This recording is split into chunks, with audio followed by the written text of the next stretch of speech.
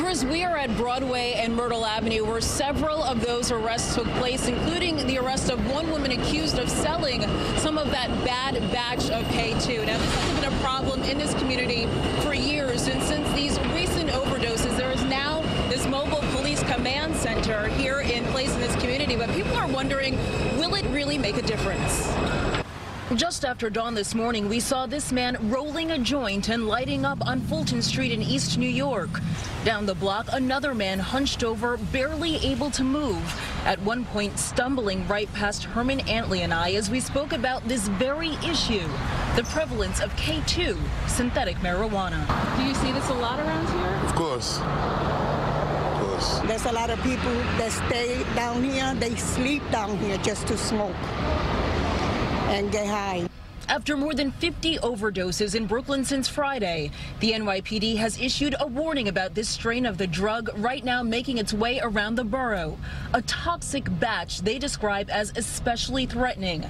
Today at this intersection of Broadway and Myrtle Avenue near the border of Bed-Stuy and Bushwick, a stepped-up police presence. Multiple officers on foot patrol in the area where over the weekend we saw several who had overdosed. There's also a new command center. We're going to have the temporary headquarters fixed here, manned with a cop 24 hours a day, 7 days a week. We're going to be working in conjunction with the A3 precinct. There have been more than a dozen arrests in connection with the investigation. Detectives still working to determine who is supplying the drugs.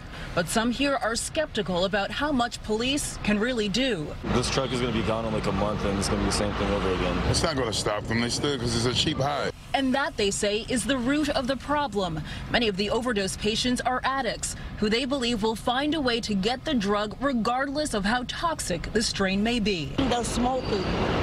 They don't care, you know. I'm glad they're giving them warning, you know, but sometimes the warning don't even help.